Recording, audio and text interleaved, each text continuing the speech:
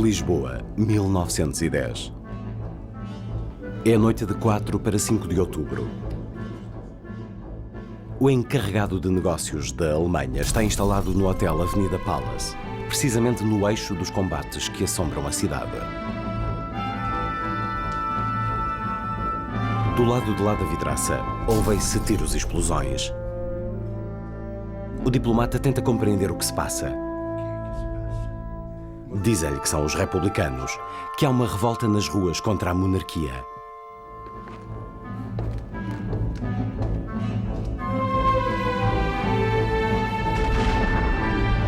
Mas que importância poderá ter este homem para o desenrolar dos acontecimentos?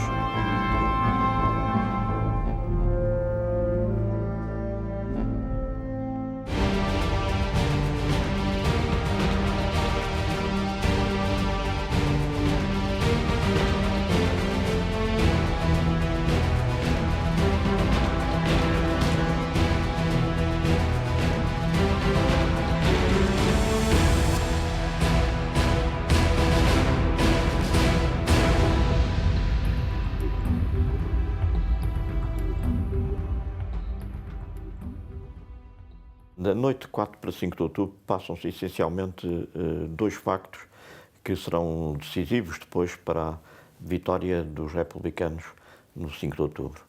Em primeiro lugar, as baterias de Queluz, comandadas por Paiva Couceiro, recebem ordens do quartel-general para se deslocarem do alto do atual Parque Eduardo VII para o alto do Torel, uma outra colina de Lisboa, para daí, eventualmente, conseguirem desalojar os republicanos da Rotunda. E há um duelo intensíssimo de artilharia nessa madrugada, de 4 para 5, em que a vitória não pende para nenhum dos lados. Entre o dia 4 e o dia 5, tudo se passa ali. Mais avanço, mais recuo, mais tiro, menos tiro, tudo se passa ali. Esta é a situação às primeiras horas de 5 de outubro. Nenhum dos lados pode cantar vitória. Paiva Couceiro comanda as forças mais interventivas na defesa do rei e do alto do Torel bombardeia a Rotunda. Mas os revoltosos, liderados por Machado Santos, resistem.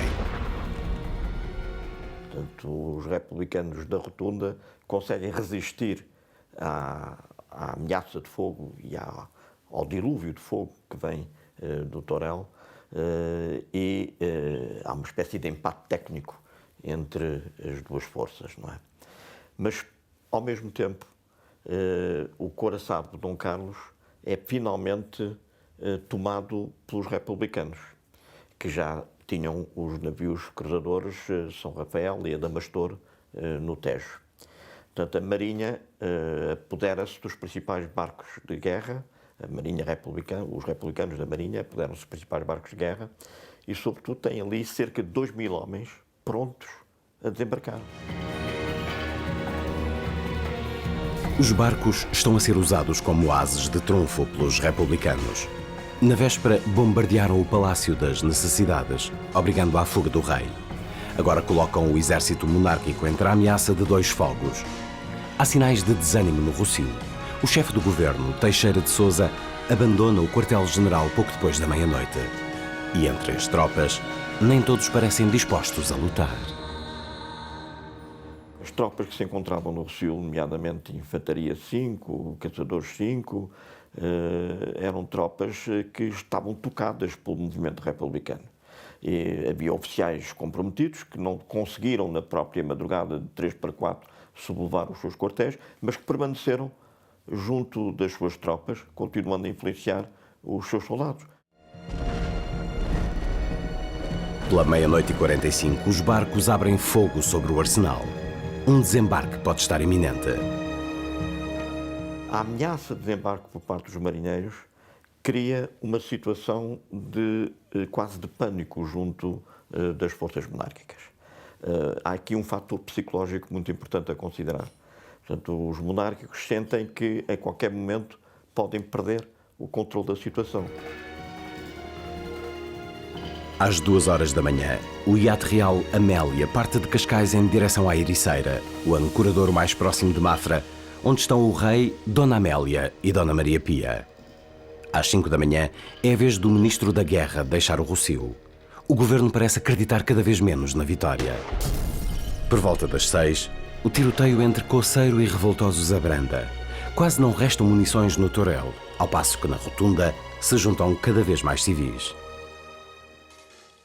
Quem é que está por trás da Revolução? É a plebe urbana de Lisboa, organizada pela Carbonária, que é quem faz grande parte deste serviço. São os núcleos carbonários armados.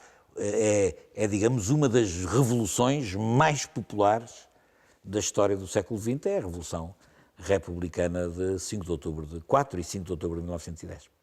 Houve um verdadeiro entrosamento aí entre civis e militares. Às vezes, atrapalhando até os próprios militares. Machado Santos, no seu relatório, queixa-se de que, por vezes, tinha de afastar os civis que só perturbavam a atuação militar no terreno. Não é?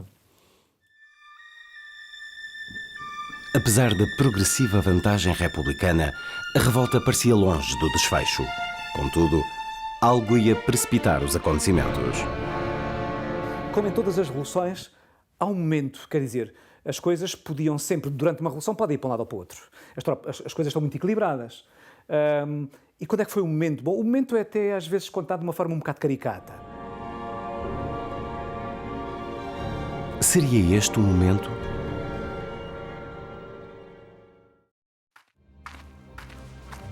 Por volta das 7 da manhã, o encarregado de negócios da Alemanha dirige-se ao quartel-general monárquico.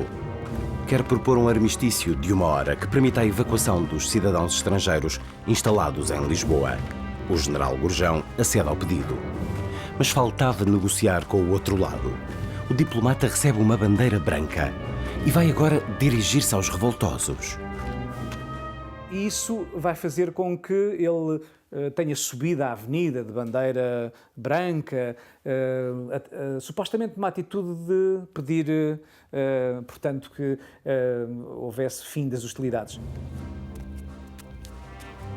Vendo uma bandeira branca, o povo acredita que é a monarquia que se rende e invade a avenida dando vivas à República. Era um instante absurdo no coração de um momento determinante da história.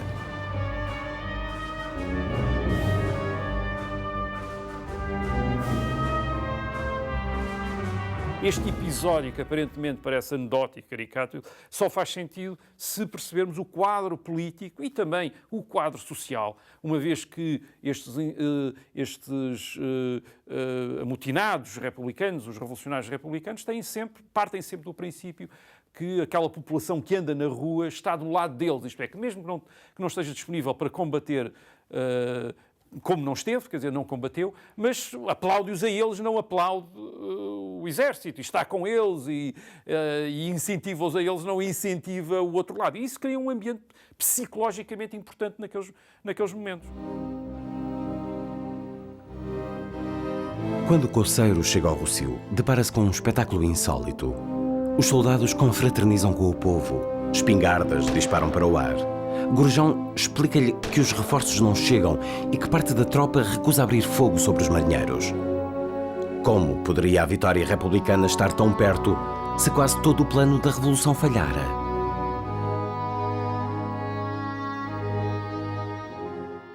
A seguir à proclamação da República, um jornalista espanhol, Félix Lorenzo, vem a Portugal. Ele entrevista João Chagas e João Chagas diz-lhe que tudo correu ao contrário do que estava previsto. Não se cumprindo sequer o plano que estava inicialmente programado, que envolvia mais unidades militares, afinal só saíram 3, Infantaria 16, Artilharia 1 e o Quartel de Marinheiros de Alcântara, mas todas as outras unidades, eram mais 5 ou 6 as principais unidades militares de Lisboa, nenhuma saiu. Agora, porquê é que isto não tem como efeito o fracasso da Revolução? A única explicação está na própria política do regime, isto é, na desagregação política do regime e no facto de, apesar de não estar a ser atacado com muitas forças, nem contra essas pequenas forças consegue arranjar elementos de resistência. Mas como se explicava isto?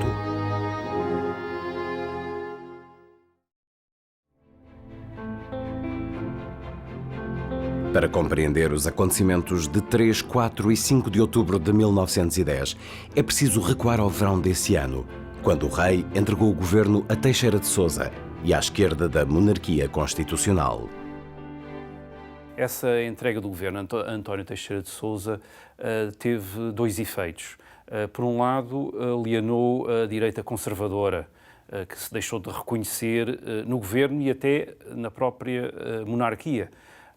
Católicos, políticos mais conservadores, que tinham combatido António Teixeira de Sousa desde há muito tempo e que o iriam voltar a combater nas eleições de agosto de 1910. Portanto, divorciaram-se, digamos, da própria instituição da monarquia. Essa monarquia não servia para conter a esquerda, porque é que havia de eles continuarem a sustentar a monarquia? Por outro lado, um setor monárquico, os dissidentes, que em 1905 tinham saído do Partido Progressista, o José Maria de Alpuim, o Visconde da Ribeira Brava e outros, Egas Muniz e outros, colaboravam às claras com os republicanos, mas colaboravam conspirando com os republicanos para fazer a revolução.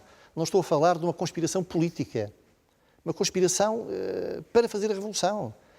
Colaboraram na aquisição de armas e eram monárquicos. Eram monárquicos, mas que detestavam de tal forma o sistema que preferiam liquidar esse sistema e que a República fosse proclamada do que continuar aquela monarquia com a qual eles não concordavam. Quando chegamos a outubro, a monarquia está minada por dentro. Grande parte das suas forças não está disposta a arriscar a vida para defender um governo em que já não acredita. Isto é muito clássico também em Portugal. Muitas vezes, quando olhamos para a nossa história contemporânea, desde o século XIX, quando há mudanças de regime, frequentemente o regime muda não tanto pela força daqueles que se opunham, mas mais pela sua incapacidade e porque apodreceu. No 5 de outubro, a monarquia, esse gigante de 800 anos, vai cair sem estrondo. Vai esfumar-se em 35 horas de combate morno, apenas incendiado aqui e ali, pela vontade de vencer de dois homens. Portanto, há ali uma espécie de rendição e por isso, quer dizer, isso de facto não é o mérito do Machado de Santos e, enfim, dos que o acompanharam, e isso não é de facto, depois esse episódio de resistência do Colseiro, até tinha sido um dia bastante, quase para esconder, porque de facto é uma sensação que se tem, é que foi um abanão, aquilo estava tudo coisa e caiu. 8 da manhã. O diplomata alemão já chegou à rotunda. Mas Machado Santos não acredita que uma hora de armistício chegue para evacuar os estrangeiros. Poderá servir apenas para que o adversário se reorganize. Tem de agir. Naquele imprevisto pode estar o momento-chave da revolução.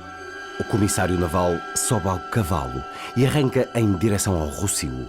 Vai exigir a rendição. E o Machado Santos desce pela avenida abaixo, apresenta-se a receber a rendição do quartel-general monárquico, que rendição que afinal não tinha sido dada, mas já que é pedida é dada. Ele próprio não tinha bem ideia do que é que iria fazer quando começou a descer a avenida em direção ao quartel-general, que podia ter acabado numa tragédia, podiam ter sido mortos. Mas os ventos da história sopravam a seu favor. Os populares juntam-se a Machado Santos e escoltam-no até ao Rossio. Tinha razão. Aquele era o momento. E o momento é quando, de facto, esta gente toda, que depois já ninguém pode combater, porque está a vir, depois de repente é a avenida cheia de gente, e agora como é que é? Agora vamos mandar tiros a estas pessoas? Vamos matar milhares de pessoas? Vamos matar centenas, milhares de pessoas que estão aqui? Não podemos fazer isso, não é? Portanto, a partir desse momento, de algum modo, está a ganhar a revolução. É quando as pessoas se convencem que do outro lado já não há ninguém, mesmo que haja.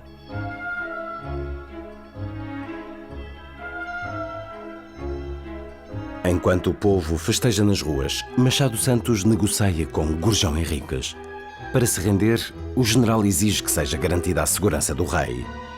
Passa das 11 da manhã, quando Machado Santos deixa o Rossio. No caminho encontra 2 elementos do Diretório Republicano e pede-lhes que apressem a proclamação da República. A resposta que recebe é surpreendente.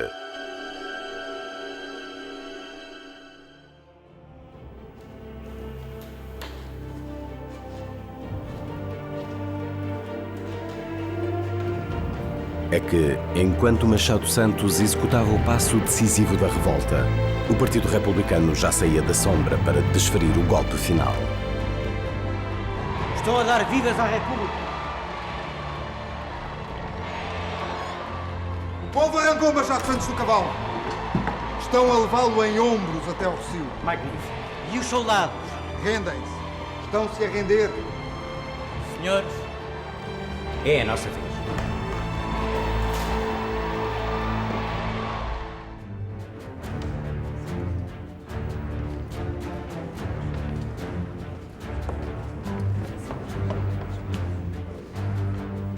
Com o rei em fuga, o povo a vitoriar a República e a tropa monárquica quase a claudicar, o Diretório Republicano entende que não pode adiar o golpe de misericórdia. A República vai ser proclamada na Câmara Municipal de Lisboa.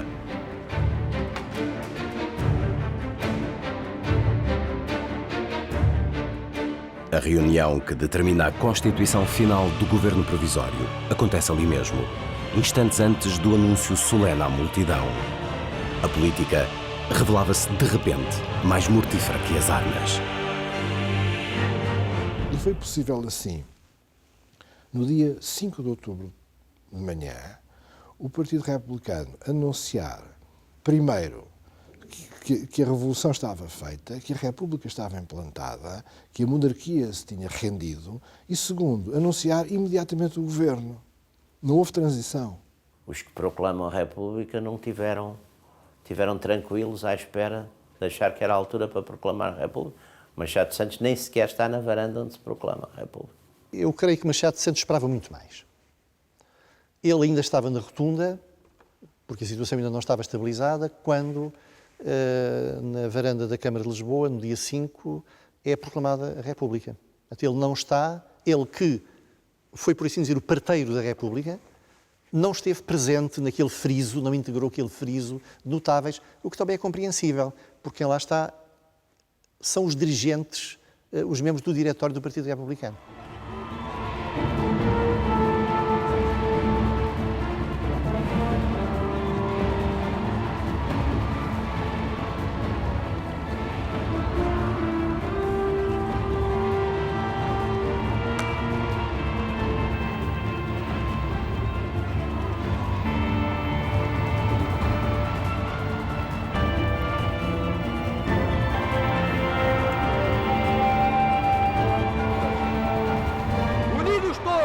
Mesma aspiração ideal, o povo, o exército e a armada acabaram de proclamar em Portugal a República.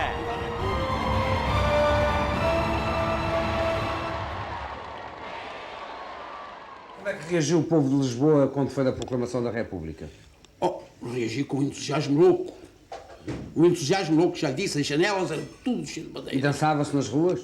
As mulheres, mesmo até quando foi para a guerra, agora aqui está tudo coisa. As mulheres, a gente do povo ali, a Praça da Figueira, e aquela gente toda misturada com a tropa. Mas nesse tempo a tropa era uma coisa de ordem popular. O povo acreditava nela. É claro, os soldados iam para a tropa é povo. Não há generais sem soldados. O povo com entusiasmo louco. As mulheres junto dos soldados.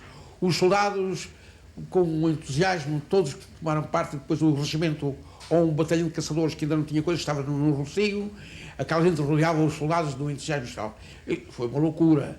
As ruas de Lisboa, Campolide, esses lugares onde vivia o povo, esse povo sofredor de Lisboa, esse povo extraordinário, com uma alegria doida. E aí é que se compreende que o povo estava tão esclarecido e amava tanto a República e os homens da República que conseguiu, numa confusão destas, numa revolução extraordinária, que foi uma viragem da história grande, não é verdade? 6 minutos depois do anúncio oficial, Eusébio Leão, nomeado governador civil, publica um edital ao povo de Lisboa, onde declara: ordem e trabalho é a divisa da pátria libertada pela República.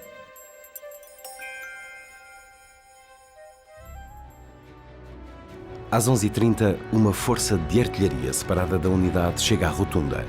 Desconhecendo os últimos acontecimentos, abre fogo, matando 3 populares e ferindo alguns outros. Terão sido as últimas baixas da Revolução. Os marinheiros de Alcântara alcançam o sonhado Palácio das Necessidades. Chegados ao trono, surpreende-lhes que algo tão inacessível seja, afinal, um simples cadeirão em cima de um estrado.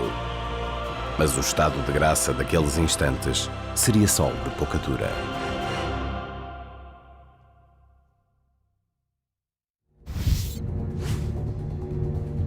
Presidente Teófilo Braga. Ministro do Interior António José de Almeida. Justiça Afonso Costa. Negócios Estrangeiros Bernardino Machado. Guerra Correia Barreto. Finanças Basílio Teles. Fomento António Luís Gomes. Marinha Amaro Gomes. É este o elenco do governo provisório anunciado por Inocêncio Camacho. Dias depois, e por razões diversas, nem Basílio Teles nem António Luís Gomes assumirão as pastas, sendo substituídos por José Relvas e Brito Camacho. Mas onde estão os nomes daqueles que acabam de fazer a revolução nas ruas?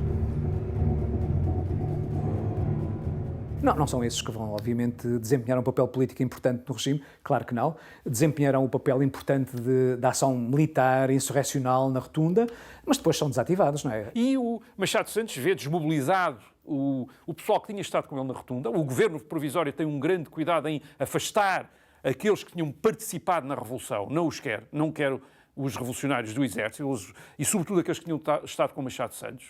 Mas, digamos, é o partido que proclama a República, ou seja, no fundo, os revolucionários da rotunda não chegam à varanda e o governo provisório, que é de imediato anunciado, é um governo provisório feito de uma coligação das várias fações dentro do Partido Republicano. Para quem, na altura, não o compreendera, a mensagem ficava agora clara. Uma coisa era a revolução, outra a política. A primeira tinha ganho o país, a segunda ia governá-lo. Aquela que tinha estado na sombra desde as primeiras movimentações de 3 de outubro. Uns vão para os banhos de São Paulo a ver o que é que acontece e os outros estão ali a ver se não se metem, se não se molham e a ver o que é que aquilo vai dar e, portanto, ninguém decide nada. É também, nesse aspecto, um episódio um bocado triste.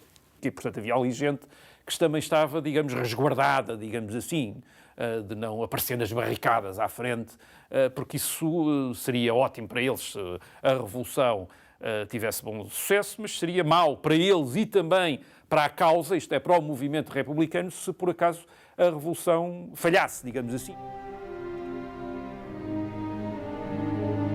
No entanto, só os ingênuos acreditavam que seriam Machado Santos e os seus sargentos a governar o país.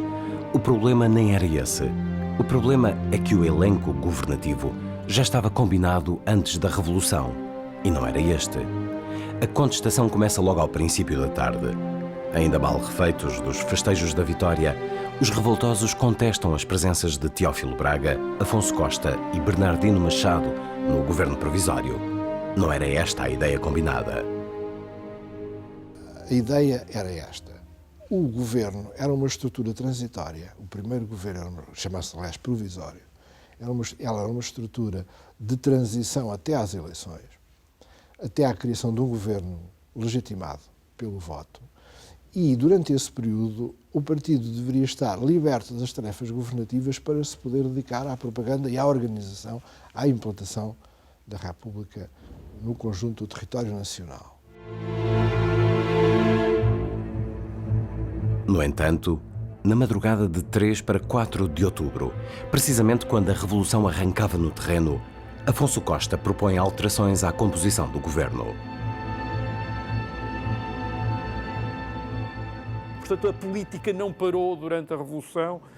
continuou e depois continuou de uma maneira até imprevista, uma vez que Afonso Costa, que tinha sido mais ou menos mantido à margem, aproveitou aquelas horas da Revolução, bem aproveitadas, para se introduzir no governo provisório, para colocar outros amigos dele, como Bernardino Machado, Teófilo Braga, também no governo provisório, substituindo alguns que os revolucionários inicialmente tinham previsto, aproveitando, obviamente, o facto de a Revolução ter acontecido no momento em que estava decapitada, porque Miguel Bombarda e Cândido dos Reis eram as duas figuras principais. A morte dos dois dirigentes entre 13 e 5, entre 13 e 4 de outubro, e provavelmente outros debates no interior da cúpula dirigente do partido acabaram por originar uma inversão deste princípio.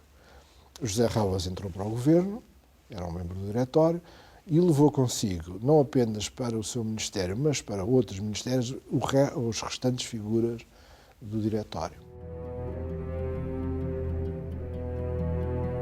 Anos mais tarde, numa entrevista ao Diário de Lisboa, o próprio Teófilo Braga há de traçar um quadro negro da formação do governo provisório. Era preciso queimar alguém. Eles calculavam que eu durava pouco, de maneira que me fizeram chefe do governo provisório. Até incluíram na lista o nome do Manuel Gomes, já falecido. Como não encontraram, como é natural, foram buscar o irmão, o Amaro Gomes, que não é nada esperto, e confiaram-lhe a pasta da Marinha. Hei de demonstrar que, como chefe do governo provisório, fui uma espécie de guardador de perus que se limitou, sempre de caninha na mão, a levar os bichos juntos até às constituintes.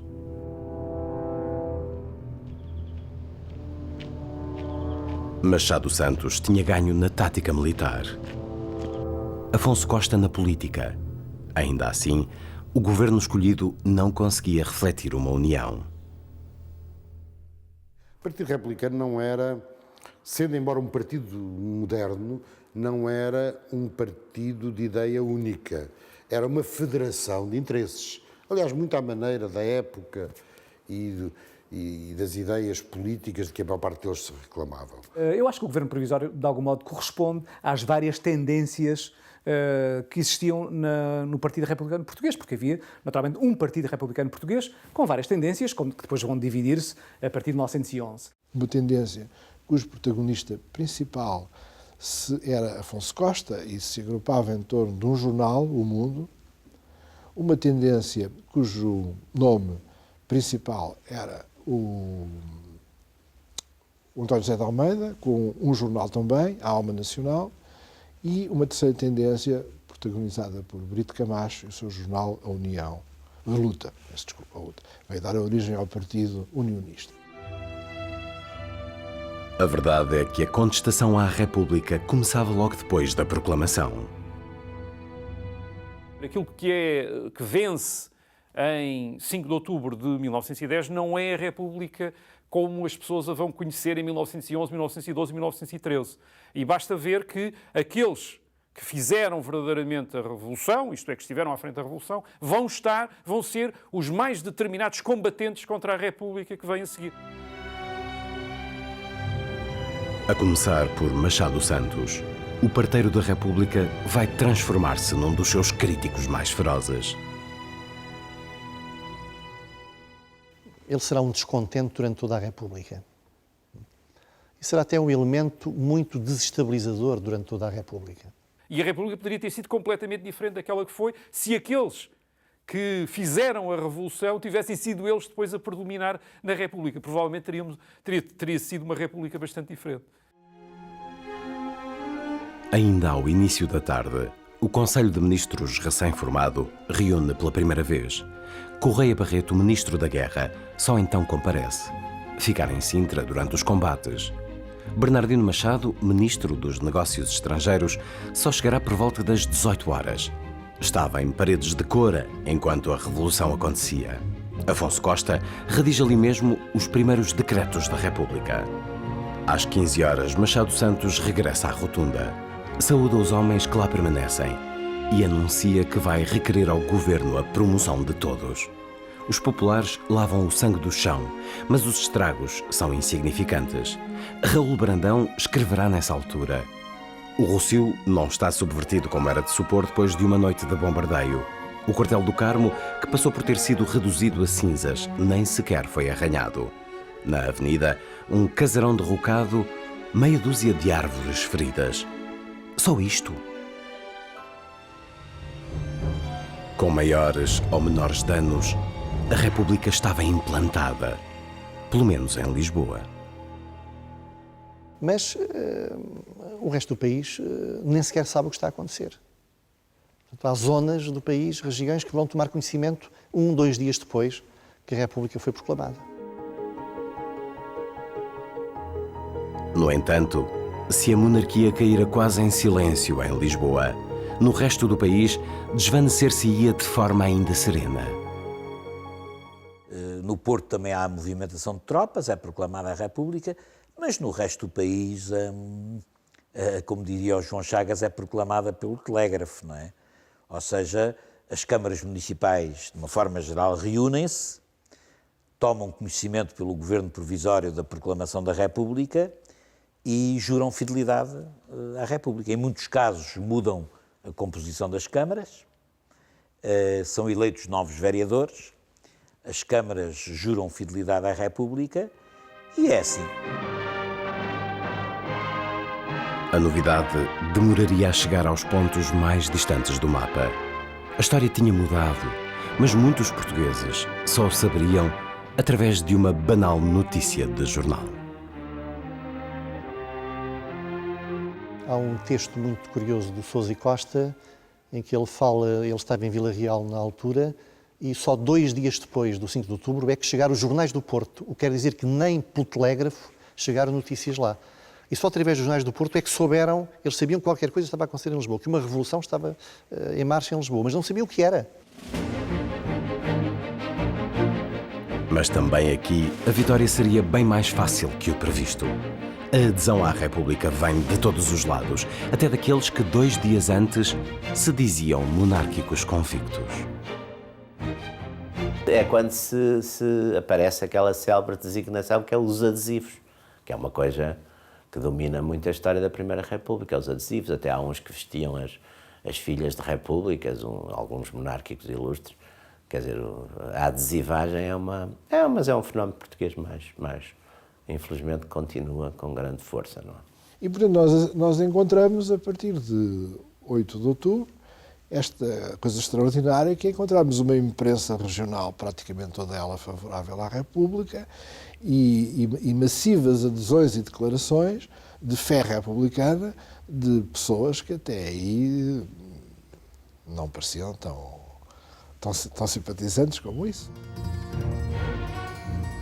Os adesivos colam-se à República, jurando-lhe fidelidade eterna.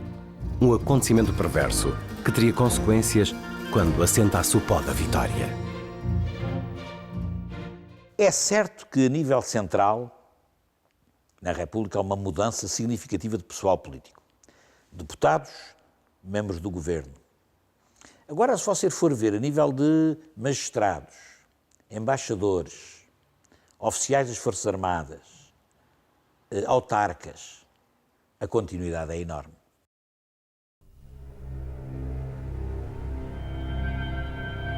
E que era feito do rei no meio de tudo isto?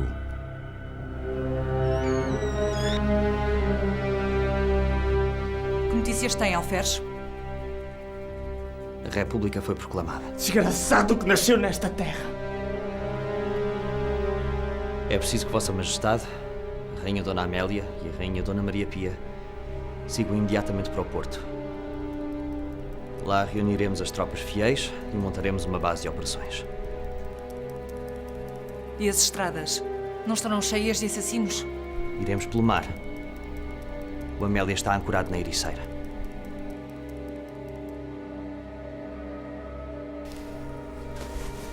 Só vão comigo os que me foram fiéis.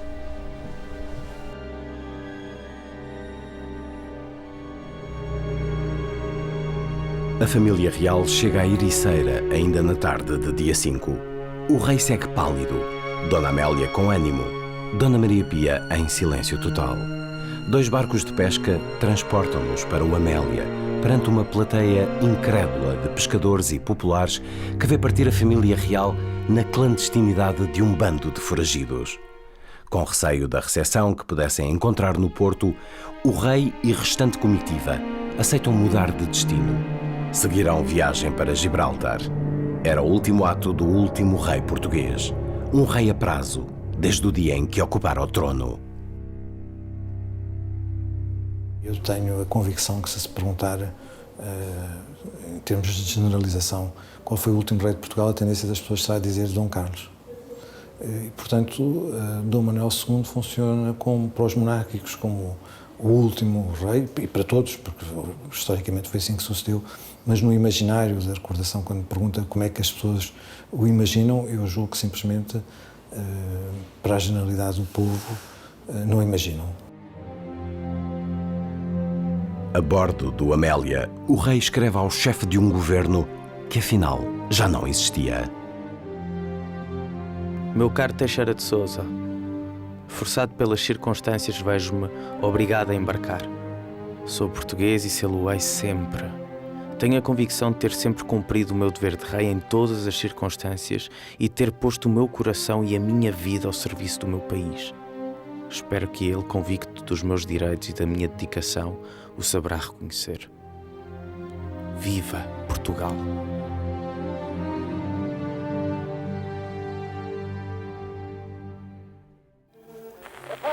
Vejo simular ao princípio da avenida uma bandeira republicana, acompanhado de muito povo de tropa. Vitória, rapaz, vitória! Viva o Machado Santos! Viva o Capitão Fala!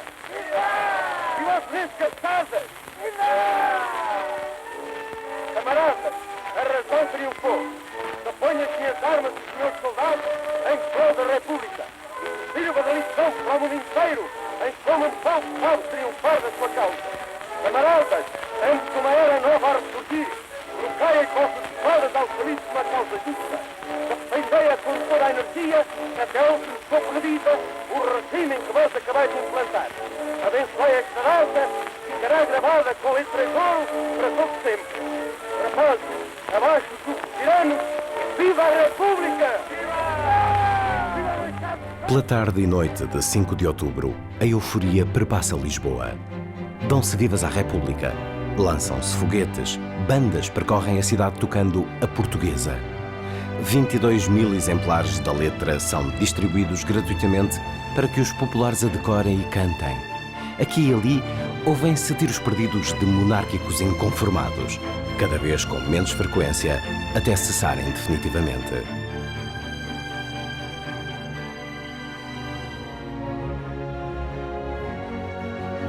No dia seguinte, Lisboa está tranquila.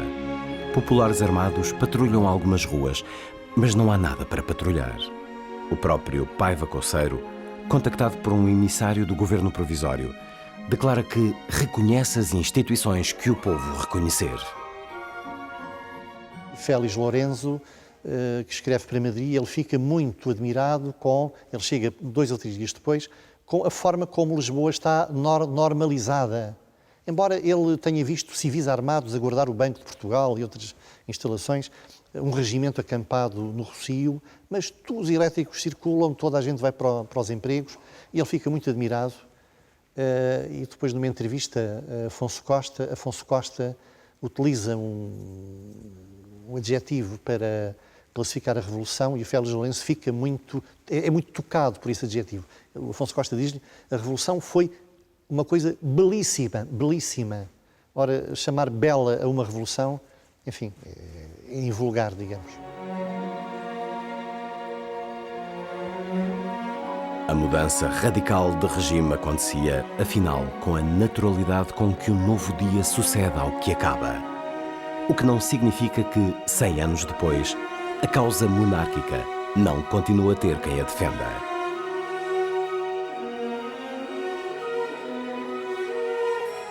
Nós temos dito que, apesar da República se ter implantado pela violência e depois, na sequência de um regicídio, houve 2 chefes de Estado portugueses mortos violentamente, o Dom Sebastião em Alcácer Quibir e o rei Dom Carlos. Mas apesar desse nascimento envolto em sangue, seguramente que aqueles que defendem a restauração da monarquia, como é o meu caso, querem-na por via não só pacífica, mas democrática.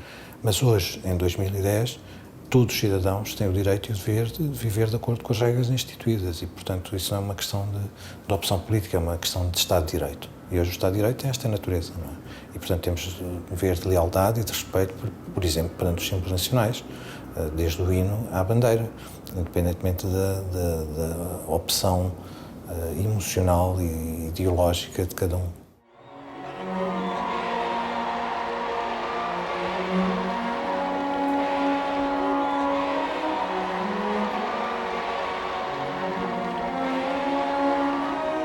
Uns dirão que não há motivo para celebrações. Outros que a implantação da República foi o acontecimento mais importante dos últimos séculos da história nacional. A verdade é que, depois de 100 anos de revoluções e contra-revoluções, regimes radicais e moderados, avanços e retrocessos, continuamos a viver numa República.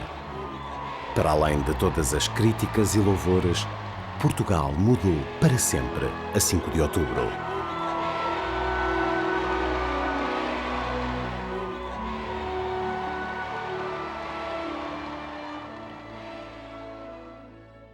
De outubro, neste país, com séculos de monarquia, a juventude pode tirar esta conclusão. Foi o movimento mais extraordinário que pode imaginar-se, que atirou para o lixo séculos de história, mas com razão, em que a juventude desempenhou um papel formidável. A juventude pode se orgulhar, e é claro, o futuro é a juventude. Não tem juventude, não tem o futuro.